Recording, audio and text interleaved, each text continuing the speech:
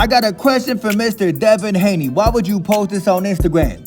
For those y'all who been following, Turkey Alashiki dropped action figures for every single fighter on that Fatal Fury card. Ryan Garcia got his own action figure. Rolly Romero got his own action figure. Teofimo Lopez got his own action figure. But when you take a look at Devin Haney action figure, what is the first thing that y'all notice? Him and Diddy was in the pool. Looks like Devin is wearing that same outfit he was wearing April 20th, 2024. Never forget that date. I know Southpaw TV. The toy says Devin Haney PSD action figure. I think they mean PTSD action figure. But everybody take a look at the gloves. Looks like they gave Devin Haney a pair of pillows for them boxing gloves. Tank hit that nigga. Boom. My only question is, what father in his right mind would give this toy to his son? What father in his right mind would give his son a toy that resembles Devin Haney? Southpaw's a piece of shit person. But today was that press conference for Katie Taylor versus Amanda Serrano 3. Amanda Serrano showed up to that face-off with headgear on because Katie Taylor was throwing 100 million headbutts in that rematch. When the bell rings on Friday, July 11th, from MSG live on Netflix, Amanda Serrano will become the highest paid female athlete in the history of all sports. Hey yo, Miss Carissa T-Rex Shields, did you hear that? After the bell rings, Amanda Serrano will not be the only highest paid boxer, but the highest paid female athlete in the history of women's sports. I think that Miss Carissa T-Rex Shields should just sign with MVP Promotions. I think that Carissa T-Rex Shields is in one of them situations where she gotta get down or lay down. What I mean by that is that if Carissa T-Rex Shields joins MVP with Amanda Serrano and Alicia Baumgartner, she just might get a couple more fans. She just might get people to actually gravitate towards her in women's boxing. Southpaw TV, it's not.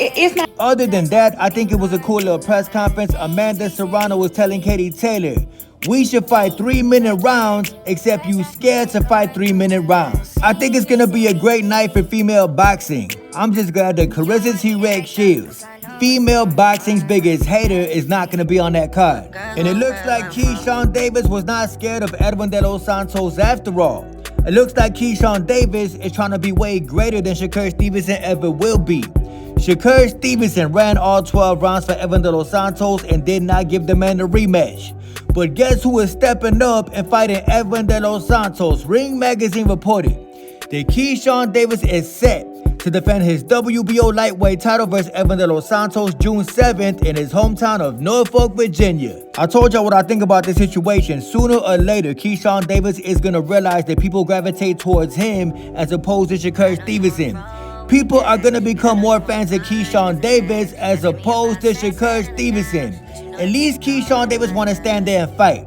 At least Keyshawn Davis want to entertain the crowd. You ain't never seen Keyshawn Davis running the way Shakur Stevenson be running inside that ring. And let's just say Keyshawn Davis knocks out Edwin de Los Santos. Let's just say he beats Edwin de Los Santos without running.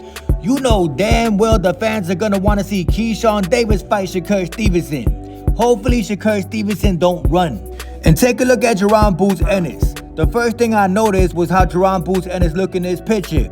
It is Wednesday. The weigh-in is on Friday. So you can only imagine how much more drained that Jaron Ennis is going to look come Friday. Jaron Ennis from the softest city in the history of cities, Philadelphia, Pennsylvania. A city where everybody soft. Sunday it is. A picture is worth 1,000 words. No wonder Jaron Ennis only dropped a picture instead of a video. Because if this man dropped a video on his Instagram story, we would all see how drained the man really is. We're gonna meet, but it's gonna be all the way up there. We gonna meet, but it's gonna be all the way up there. That was Virgil Ortiz 3 years ago. Fast forward 3 years, and it looks like Jaron Ennis is the one that does not want to fight Virgil Ortiz. You bitch. Everybody take a look at what Jaron Ennis said when they asked the man, will you ever fight Virgil Ortiz? We see us fighting in the future, but as of right now, I'm 147 pounder and he 154. He at 147, I'm a 154. Tell me that you a coward without telling me that you a coward. Jaron Ennis, the same individual who said he won all the top dogs at 154, except Virgil Ortiz, because the man lives in fear of Virgil Ortiz. The man is from Philly. Philly is soft. I asked every single one of y'all Jaron Ennis fans in my comment section yesterday, can you please explain why Ennis said he won all the top guys at 154? But as soon as he had an opportunity, he ducked the fight, and all of a sudden he want to stay at 147. Y'all can't explain that because you can't defend Jaron Boots Ennis in this situation. The man is scared of Virgil Ortiz. He is scared of Bud Crawford. The man wants no parts of 54 because there's them dogs at 54. The reason that Jaron Boots Ennis wants to stay at 47 because 147, in my opinion, is one of the weakest divisions in the sport of boxing. That's why Boots Ennis want to stay at 47. It's a weak division. Boots is overrated. You seen guys like Devin Haney, Teofimo Lopez, even Ryan Garcia say they want to fight at 147. So of course Jaron Boots Ennis want to stay at 47. When you got smaller guys moving up to 147, they got names. Boots want to stay at 147 just to beat up on smaller guys.